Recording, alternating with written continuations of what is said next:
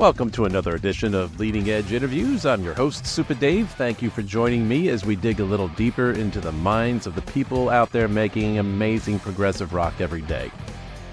Well, as far as power trios go out there, it's pretty much impossible to find a better group than that is composed of Guthrie Govan, Brian Beller, and Marco Minneman. Together, they are called the Aristocrats, and they have been wowing audiences for over 13 years now from a partnership that began almost by accident. Just a set of circumstances led to them discovering how amazing they work together. And the rest of us out here have been able to benefit from that random set of circumstances that led to this. Well, in their latest album, they're going to be trying something just a little bit different than they have done in the past. They've been known as storytellers when talking about their songs, but this will be the first time they take an album and make an entire story out of it. Very cool and very unusual, exceedingly rare for an instrumental-only album. Nonetheless, I had the lucky opportunity to sit down and chat with Marco Minneman, their virtuosic drummer, one of the most amazing ones out there playing these days.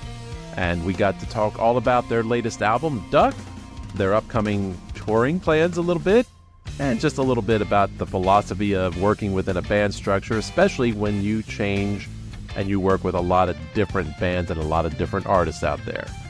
Well, without further ado, here is my conversation with Marco Minneman of the Aristocrats and many other things. Well, I thank you very much for joining me today, sir. Appreciate it. I hope things are good where you're at. You're on the other side of the country, I think, from me, so hopefully your weather's better than ours. But you guys have been getting a lot of rain, I guess, lately, haven't you? Yeah, we did, absolutely. So where are you based? I am in New Jersey, so almost as far as you can get without actually going offshore. Correct. Yeah, that's true. Yeah, the weather also is not that nice over here. Like, we had a lot of rain, but hey, that's okay. We need a good time to be a duck. Yeah, absolutely. So fitting to the album title.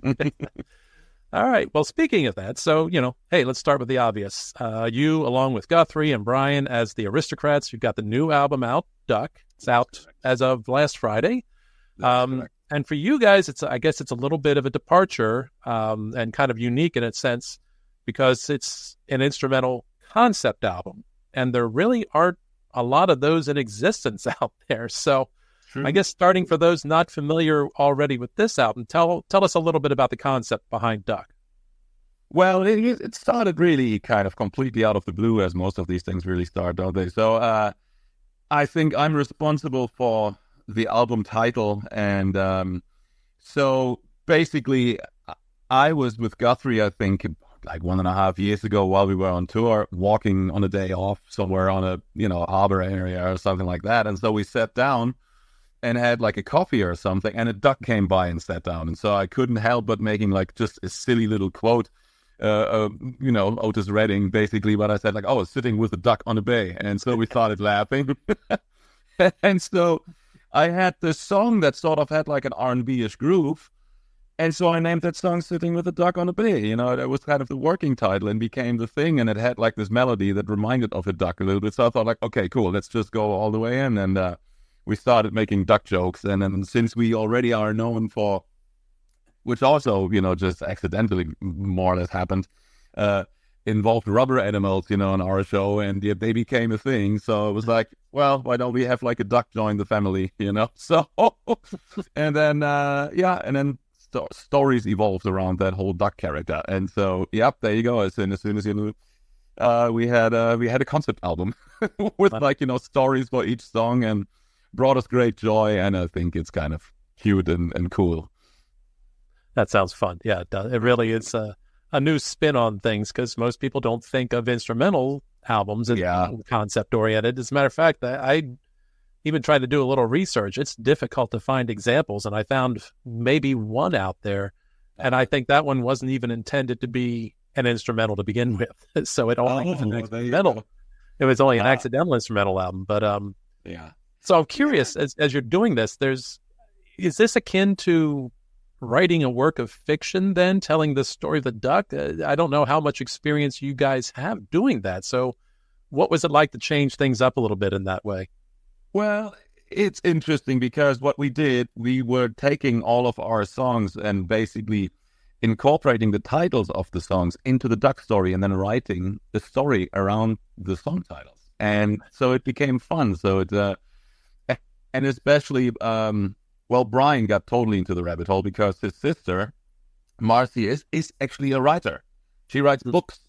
Wow. So, she kind of, helped basically literally kind of getting, the stories into form and kind of professionally kind of editing and whatnot. And so, yeah, that's how that really happened. It's actually kind of a fun journey. What you do is like really you sit down in the studio then and have like a few pints or whatnot, after a recording day. And then you kind of tailor the stories around the character and it becomes a joyful, cool experience. That's really all that happened. But yeah, it takes the duck character on a journey, like a whole thing. There's a whole story around it, and it goes along like I said, it's like every week or every month. Actually, we put out one chapter, so which is kind of cool and keeps the momentum of the album going and unveiling the story. So it's a kind of a little side bonus thing. Obviously, like the most important thing and what we're in for is the music, the musical message, But sure. But I think, especially as an instrumental trio, with our following and fan base and stuff, I guess it's so cool that we still that we don't have to take ourselves too seriously. I think that's really the worst in music I think you can do if you take yourself too serious. And so with the duck character, that is definitely already kind of out of the question. So yeah, I hope everybody has fun with it and is not scared of the notes that we play. I can't imagine. But yeah, you guys do have a reputation for being just a fun play around act. I don't think I've ever seen or read anything suggesting any of you take yourselves too seriously, which I think is what, makes this pretty much a natural fit, because when you think of so many concept albums, they can be such heavy topics or very fantastical. And the idea of putting together a story about an anthropomorphized duck is so out of the blue, but it's so cool and fits you guys. Exactly that. It's like the Krampus or something, isn't it? That's right. Yeah, you have like this fictional character. That's true. Yeah, absolutely. No, we didn't write The Wall, even though I like this album a lot. We're not that kind of band.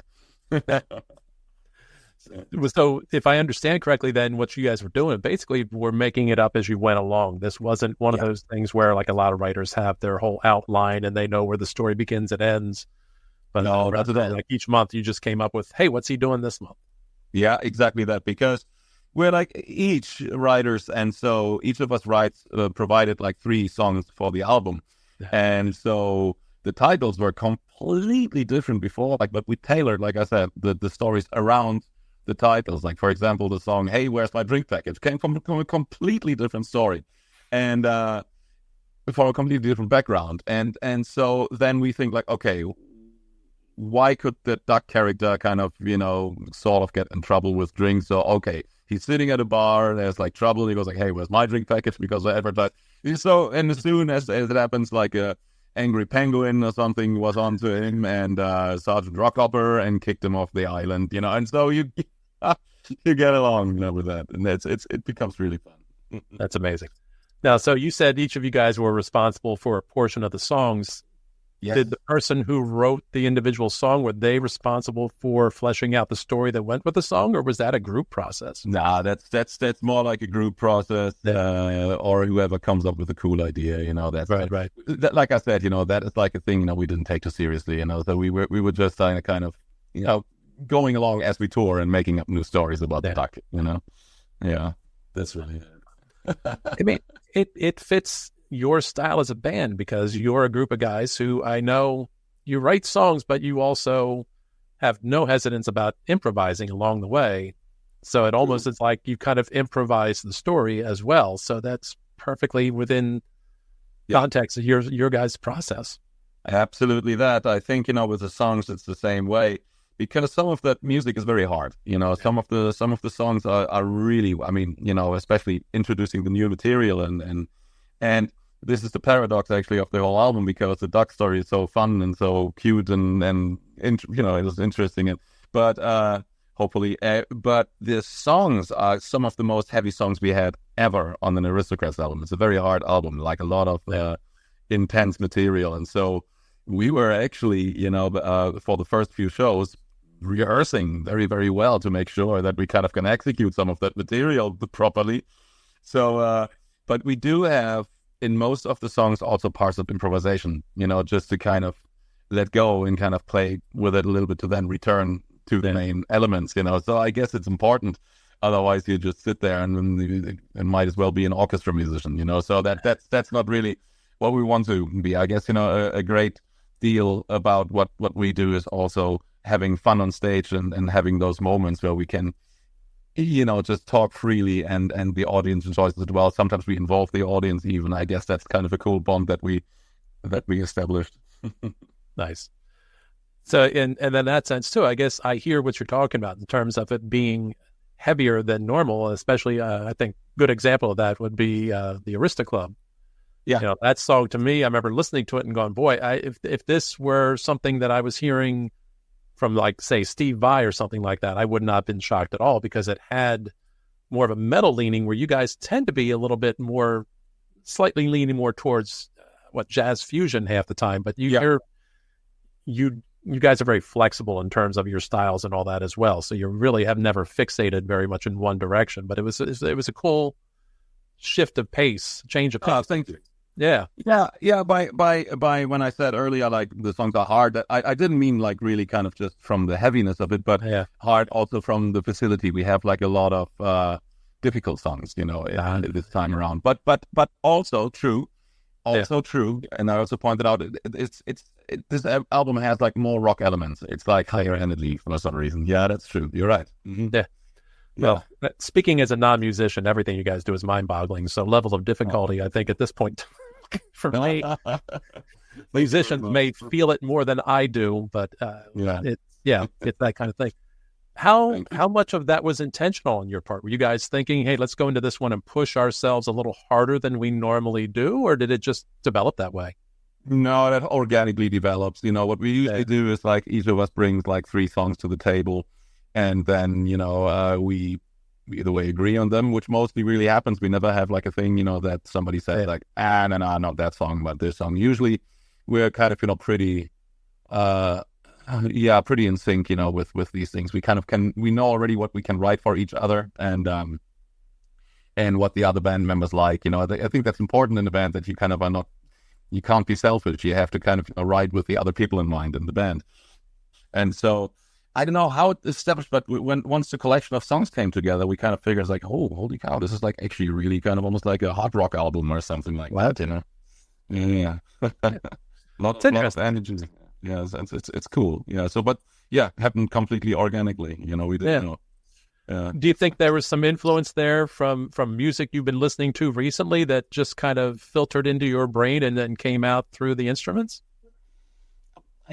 Personally speaking, no, not from my end, because strangely enough, I don't really listen that often to music, because when you make music, then when you write music, then it's like the last thing I want to do after having a recording session or writing session is listening to music, So no, I mean, I guess we're all influenced, by our, past listening experiences or favorite bands, that will probably never go away.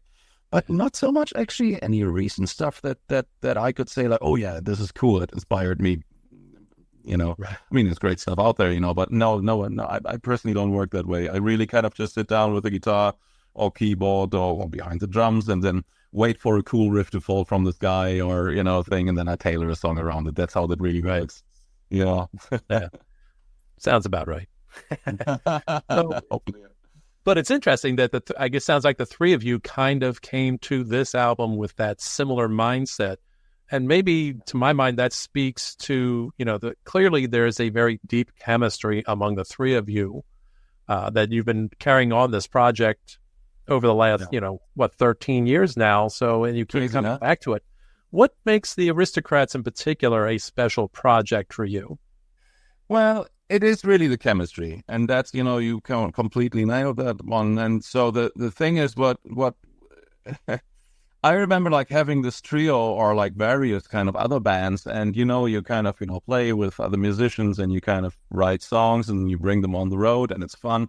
this was different. I remember like from the get-go, once we started the first few notes in the studio or in this rehearsal space, there was like this magic there, this chemistry, like this thing that you cannot describe. Like you literally kind of, you speak the same language without even talking, by just playing, and you go like, oh, there's an impact. And so when we started to do the first album and then the second album and then onwards, that's when you can really kind of tell how, you develop. You kind of know each other even better. You kind of know where each other's comfort zones are, what we like to listen together sometimes in the car or, joke about stories.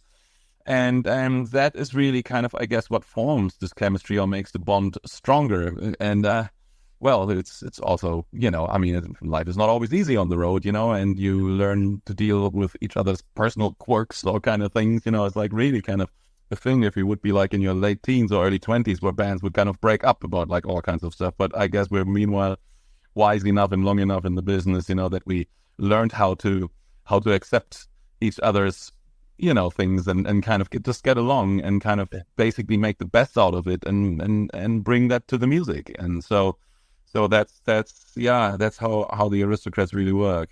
Right. Yeah, it's not always easy, but the mission is the same, Yeah. Well, and I think history has taught us over the decades that, when you get a group of virtuosos together in one band, that it's not uncommon for there to be egos attached to those virtuosos, and the room they're in can get small very quickly. Yeah. So you guys clearly have found a way to keep from overextending your space in those terms, which maybe suggests there are no egos among you. Yeah, you have to be selfless, about these things. And so, obviously, I guess each of us got those issues kind of out of our ways pretty quickly. I mean, we're all known also individually as virtuosos and, musicians. And we don't, I guess nobody in the band is like hungry for like a spotlight or something like that. That's not what we're in for, So, and I guess, but that's like you said, but I guess that is a very important factor that you kind of, you can't have egos. If you have like egos in the band, that really want to dominate a certain kind of thing, then it's time for you to do a solo album or something. Right? So the Aristocrats are really not that way. We kind of really step in for each other there and also enjoy playing each other's songs. Right. That's funny you say that, because exactly as you were describing that, you then used this almost exact same wording as Bumblefoot, who I spoke with last week, Ron Thal. And similar to him, you guys have all played with so many different artists and so many different bands. And I guess through those experiences, a lot of you guys can develop a sort of Zen perspective about how to approach working with different individuals and all that. That's really kind of cool. Yeah, it kind of works that way, isn't it? When you, I guess we also have experiences, and so does Ron, like as not only individual artists, but also sidemen in the past, Mm-hmm. So, hopefully you learn how to integrate yourself into an environment, that is not always about you, so that you basically just really, I mean, and at the end of the day, it really is alone in the Aristocrats, because it is like basically 3 different solo projects coming together, because we write our individual songs and, have them executed by the band.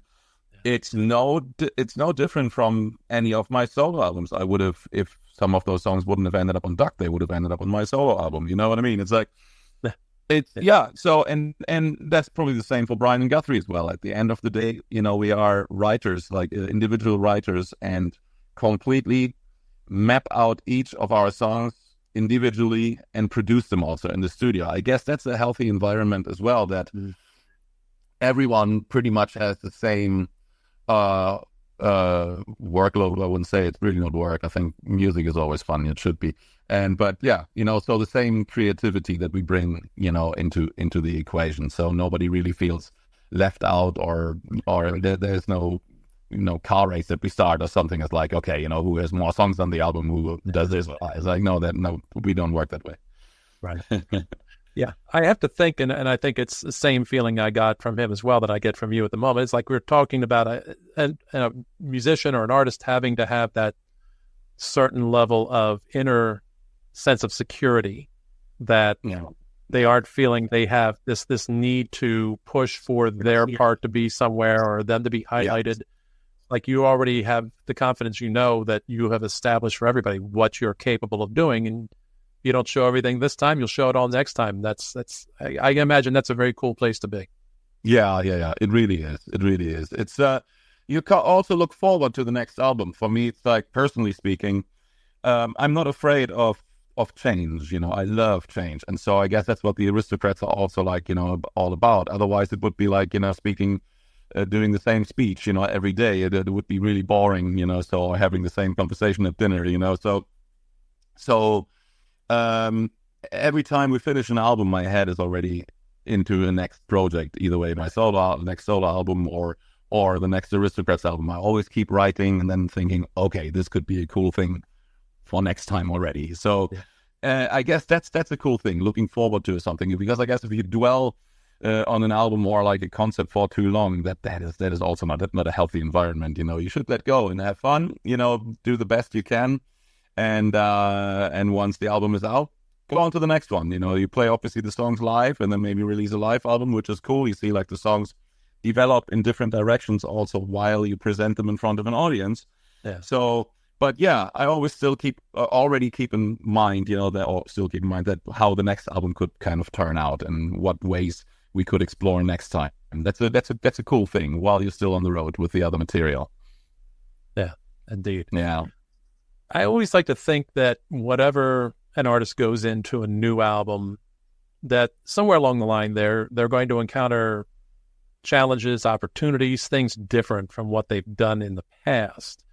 So I'm curious, of course, other than the fact that you were writing stories for these songs and making a concept album. Yeah.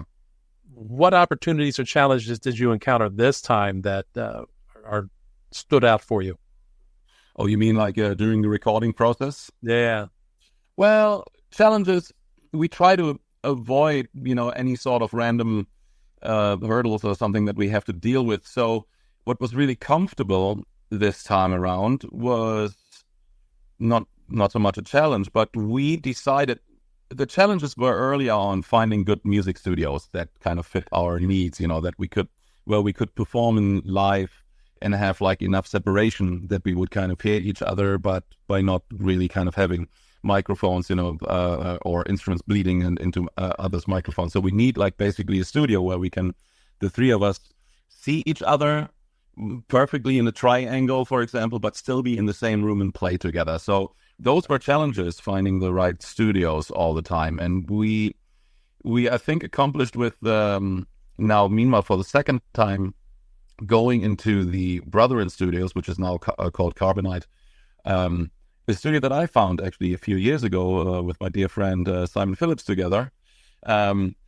We did like a sample library for Cubase, Steinberg, and so our drum samples are out there in the world and available as Groove Agent, the Marco Minneman series, Signature series, and Simon's as well. And so that studio just sounded incredible, and the equipment they have is astonishing, and just a collection of instruments and variety I was completely puzzled by. So I kind of said to my bandmates, I said, like, listen, this place might be really, really nice for us. So we started recording the You Know What album there, and we were very, very pleased. And so this time around, we started, what did we do different? Not much. I borrowed a different drum set. We thought, like, okay, how can we get like even 10 or 20% more out of, the soundscapes, or what can we now refine, So these things are always kind of a little bit of challenges to kind of go like, okay, you want to do it as good as possible. What instruments do you pick, And then obviously the engineering, like some mixes take a while until, one thinks it's really perfect. And I have to say, I'm like a little more easygoing, for example, than Brian is. Brian gets very OCD about this kind of stuff. And he kind of, it's not uncommon that, we receive like from his songs or something, 8 mixes, before like 8 mix downs, and then decide, okay, which one is the one. I'm like more really easygoing with that. Yeah. Okay, does it sound good? Do we sound good together? Let's play. And I'm not afraid of dirt. If there's like anything that's like a little bit like, like a hum or something, or I don't care. This is like, the stuff that I really actually like about like the Led Zeppelin albums or something that you hear like sometimes something that is not supposed to be there. That is cool. But I guess, that's a cool thing with the Aristocrats, that we have like those three different characters, like being very OCD about like, certain elements, and so I guess, that makes the album, better, basically. But it's scary, like how the last album it sounds pretty perfect. I thought it's actually pretty good, So whatever we came up with is actually quite nice, I thought. Right. And that's, pardon me.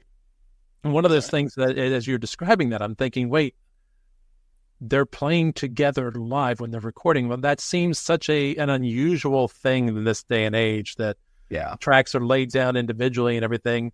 And so that surprises me. At the same time, I'm going, well, wait a minute, who are we talking about? We're talking about the Aristocrats.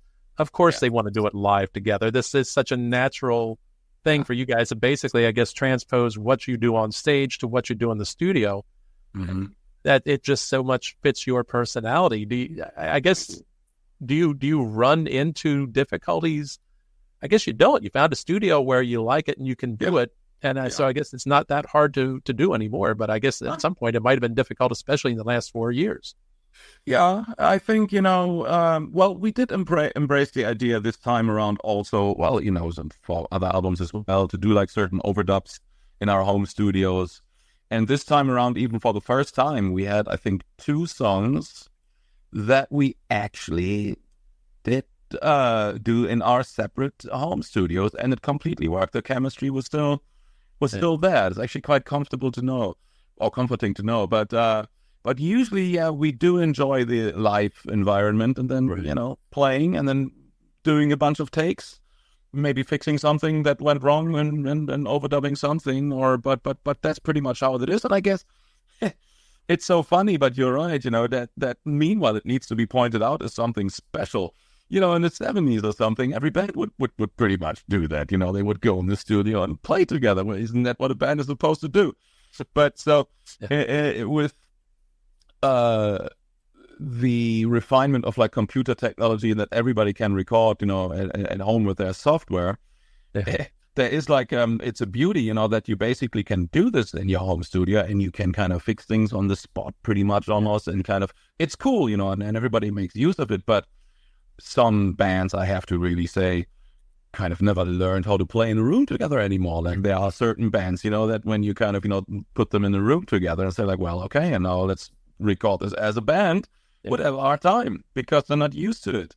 Because it's like all about like, okay, cutting, copying, and pasting, and let's not forget, that this is really not what the band is all about, and so we try to kind of really keep that synergy and energy kind of alive, So that's why I think live concerts are also like, so important, Imagine like years ago you would have said like to Miles Davis, well, you don't have to play that horn part again. We just copy and paste it for the next section, or like, or Freddie Mercury. No, you don't have to kind of, sing a second chorus of Another One Bites the Dust again. It would go like, are you out of your mind? It's a craft, it's like, you please do it, I mean, again, there's nothing wrong if you, for the purpose, right? If you have an edited album and you want to kind of go that way just to experiment, there's nothing wrong with it. But again, the Aristocrats are pretty much all about the chemistry, and I guess it shows in the recordings. Yeah, well, those imperfections, honestly, they're part of the humanity of the project in the end. And while it's really, really cool in some ways to have perhaps that safety net of, hey, we can record these things separately and make sure that we get it just the way we want it to sound on an album. Yeah, right. It can take away some of that live chemistry that you guys clearly don't want to give up, even in the recording process, which means we get the real you in every way, even the imperfections on the recording that we see a lot. Well, the thing is, there is no, I think, embracing the idea that there is no such thing as perfect is important, because if everything would be perfect, then where do you go next? Like, I would hate it if you would do like, what you would think perfect product or the perfect kind of thing, because if you do that and you think that way, well, then it's time for you to stop. if it can't be improved, where do you go from there? So I always look forward to like a different thing on the next album, to go like, this is cool. And it was perfect maybe for that moment, but now let's kind of go into a thing and make the sound a little richer with, or a little, let's do like a different instrument setup or something. That's something to look forward to. Right. Yeah. There's that Zen mindset again, I'm hearing. That going.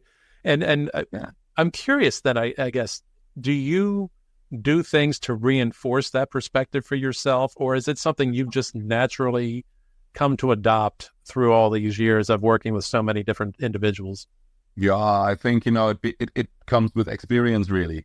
Yeah. It's, look, personally, like I'm on so many albums for other artists.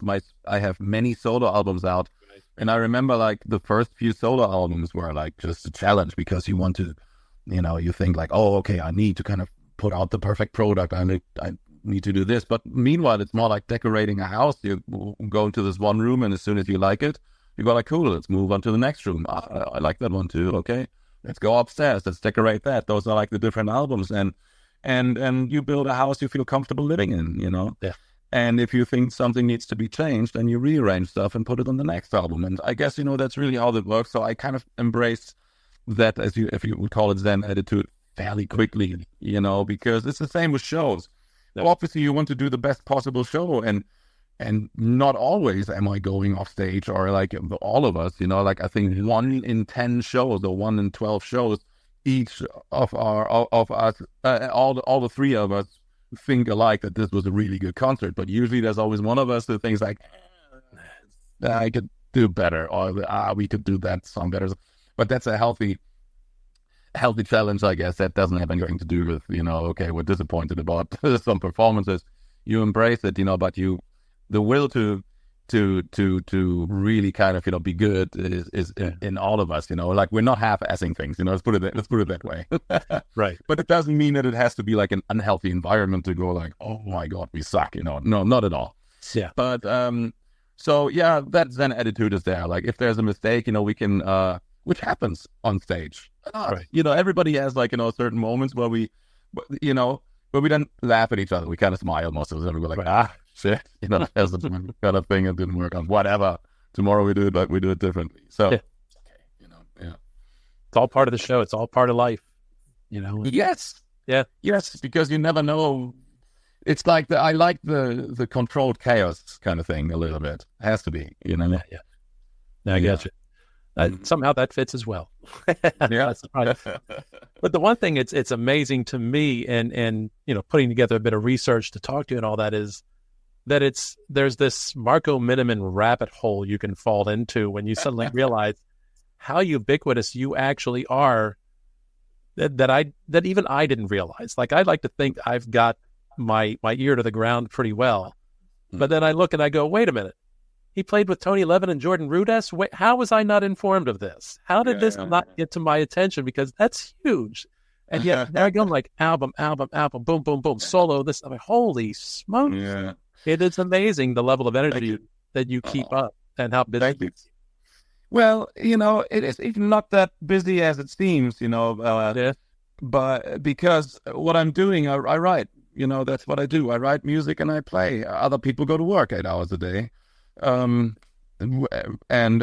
that's what I'm doing as well. For me, music is not work. Like I say, it's fun. Like, I like being creative. I don't really, force myself into an environment where I have to have constant creative output. It just happens. As soon as I grab my guitar or something, I have an idea, and I have always in my hotel room, even like, studio setup, like right in front of me right now is literally my computer, my audio interface. And I just, in fact, 2 days ago, finished another song, which is not an Aristocrats song, which I released online. Oh, wow. And it got great response. But I literally started that song just a few days before this tour, did like the basic tracks in my home studio, and then finished the guitars and the rest here on the road. Oh, wow. While other people maybe go out and drink and party or something, which I sometimes do as well, but I sit down on the days off and with time in my hands, and let's finish that song, have fun. Yeah. And then, that came out great. Let's go. Now we're going to Starbucks. So have fun with the others and have a good dinner. So And that's the same how like albums came together, like with Tony Levin and Jordan Rudess. Those were like not much different than the Aristocrats albums, because we also individually wrote music for these albums and then put them together. The only difference was that we did this at home, that we literally kind of, provided the tracks and then established the thing, not being in the same studio together. But yeah, and these things happen, there's like, yeah. So yeah, that's why there's like, so much out there in the universe, that I do, because I'm not holding those back in the vault. I think like, meanwhile, it's as Frank Zappa and also Freddie Mercury already years ago described when they were asked about the new album or something. Literally both individually like said the same thing almost. Like Frank Zappa said like, well, here, there's the new album, eat while it's hot. And that's the same with Freddie. He said like, well, it's like almost like making a package of sausages. Here, eat. And I think really the same way, meanwhile, especially now with social media where everything goes by so fast. There is no more reason really to holding back a certain song and waiting for the big release. People don't care. So I thought like, people care in the moment of time. And so when I finish a song in the hotel room and I think it's good, then I release it on social media. And when there's good response and they kind of see how I work, it can be inspiring for musicians, too. Hopefully, and they go like, oh, this is how you can work as well. And this is the new way of doing so. Yeah. That's one of the wonders of the modern world. The idea of being able to finish a recording on the road in your hotel room and have it posted where people can hear it like that, Absolutely. And you can do either or. You can all get together in the studio and play together and record live like they used to do, or you can do it that way and piece them things together, and it's just means more music for the rest of us, right? Yeah. I mean, it's great. It's a great creative outlet, I think, Yeah, absolutely. Speaking of the road, what do you guys have coming up touring-wise in the coming year? Oh, that's a lot. Yeah. So we have our little tour right now here on the West Coast that is kind of ongoing. Well, we have like 2 more shows on that one left, which was just really an album presentation, so to speak. We were just kind of test driving now the new songs, and tonight is the next show, and so those were like a few selected venues, and they were all sold out, and that's actually like pretty quickly, so that was very cool. And then in the summer we have like the real big tour, so that's going to be that's going to be in Latin America, and then we go to Canada as well, United States. That's going to be like almost 3 months, and then we might go to all sorts of different places again. Like we're gonna go to Europe, we're gonna go to Asia, South America. So that's going to be our life for the next 2 years, and we are very likely going to do the Cruise to the Edge in 2025. So those are the touring plans, and and while that happens, I'm certainly writing more material, and once that circle is being finished, then we might go in the studio do the next thing if we still like each other. Right. So I'll be late in proofreading myself. Basically, are those dates announced yet? I didn't think I saw them yet for all those ones. No. You talked about? No, good. Okay. No. I mean, they're not announced yet, but that'll soon happen. Gotcha. That's all in the make sure. I hate when I miss something and I find out in an interview I somehow overlooked something. True. Some things are in the making still. Yeah, that's right. Gotcha. Now, I think for me, what's been the biggest question, although it may turn out to be nothing huge, but I'm very curious as to how a prog rock jazz fusion power trio links up with an animator best known for Space Jam to do their album cover for this. What's the story behind that? Please tell me there's a big one. There is. I think, what really happened was, I have to, if I'm wrong, and I need to kind of ask Brian about it, because we each of us individually knew people who are in animation, and one of my cover artists actually who worked on my last solo album, Their Colors Fade, he's very good. So we had like a bunch of people designing different ducks to find, because we wanted to find like a duck with character. We wanted to have something that is like a, Donald Duck, or something like a thing that you don't forget, that you won't forget, that you kind of have like, that it has a certain personality. And finally, I think it was Brian plays with this band Death Clock, as you know, and Brandon Small, who's the creator of, he was the main guy in Death Clock and also created the show Metalocalypse, which I actually spoke voices for as well. So I did like, that. So we have like ties obviously to all of this. And I think he was the one, if I'm correct, I don't want to say anything wrong, recommending one of the animators. And he came along with the duck, that we all liked. Yeah. That's how that happened. And then we kind of took the whole thing on the journey. We refined the duck a little bit. That was totally the thing what we did as an aristocratic, so to speak, meeting and thing, or sending the pictures around and going like, okay, which ones do we like best? Which is the Aristocrats duck? That's how that really happened. It's not easy. That stuff was like, that took almost more time than doing the album, really kind of finding the right character. Yeah. So we almost hit like deadlines with that, like, and going like, oh my gosh, we did actually an album that is good. Why do we worry about that duck now? But here we are, and there it is, So far also the album sales have been very, very, very good, and the response has been very nice. So excellent, yeah. I guess we hopefully did something right then. Yeah. Yeah. And of course, we're talking about Lance Myers, who I guess did the album cover. But I remember when I first saw that, and the announcement, Aristocrats coming out, new album, Duck. And I looked at that picture and I immediately thought, are they doing a concept? Because there's all these characters in there. I'm like, it looks like there's a story to tell here. So yes, absolutely. He did an excellent job, and you guys with them, to create an album cover that literally says, here's a story, and it's instrumental. There's still a story. Yeah, I know, right? Yeah, it's like it's interesting. We never saw that coming either. Yeah, it's very cool, and the album itself is very cool. Of course, I've been listening to that. But it's been a deluge of amazing albums so far this year, and you guys are just one of them. So it's thank you very much. It's my head is full. Oh, good. Hopefully in a good way. We only try to make people happy, that's the thing, I guess in this world, especially these days or something, it's good to kind of bring some good energy.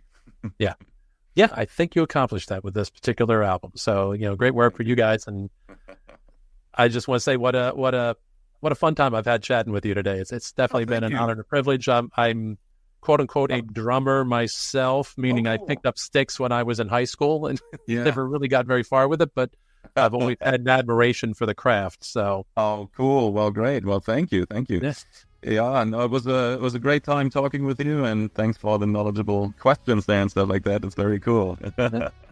I try to do my best, because I know you're going to do a lot of interviews. So, let's make sure I try to hit some things other people miss if I'm lucky. But wish you guys the best. I'm glad to hear the album is taking off quickly. I hope it is a huge success. I hope it's a big success, and I hopefully look forward to seeing you guys on the East Coast somewhere along there. Oh, by all means, please come by and we hang. Absolutely, definitely. Cool, excellent. Well, best to you and best to the other guys, to Brian and Guthrie, and take care. Thank you so much. All right. You're welcome. Bye-bye. Bye. I really, really love the perspectives that people who work in a field develop over a long career, and especially when they've had the opportunity to do a lot of different things. Having recently spoken to Bumblefoot and now speaking to Marco Minneman this time around, it just is amazing how similar their perspectives are, how much they develop this almost Zen philosophy of what it is to work in a band, in a group with others, and how to adapt and change to what's going on. It really is, to me, amazing and inspiring, really, to be honest. It is such a great mindset to be in. And I would just want to say, Marco Minneman, sir, I had an absolute great time talking with you. It was a great conversation, and I I hope we get to do it again sometime in the future. There's just a lot of different things to talk about and so many things to talk about when it comes to making music and creating art. And I just find it so very fascinating, and I love to pick the brains of those who do it. I absolutely do. So thank you again, Marco Minneman, for your time. I appreciate it. Wishing you and the rest of the Aristocrats all the best with the new album. Sounds like it's already hitting the roads hot and getting great responses from the critics and the fans out there, so that's hardly unexpected given the pedigree here. So I wish you guys the best with all that, and when you're touring, have a fun, safe time, and I look forward to seeing you here on the East Coast in hopefully the very near future. We'll see how soon it is, but I plan to be there. And I want to thank all of you out there for watching or listening. Appreciate your time. If you could subscribe or hit the like button, all those things would be lovely, really do help the channel out. I appreciate it. And I want to remind you the social media links are below. You can follow me along out there in the social media world, as well as if you want to check out the link for my Live 365 channel, The Expanse, where you can hear nothing but progressive rock, progressive metal, everything progressive 24/7. And Sundays are special, where we have the Brain Salad Sunday that focuses only on classic progressive rock from the 60s and 70s. So if you want to just limit yourself and just go back into the yesteryears, that's how you do it. That's all I got for you right now. I want to remind you all to never fear to deviate from the norm. Keep it proggy. And this is Supa Dave, signing off.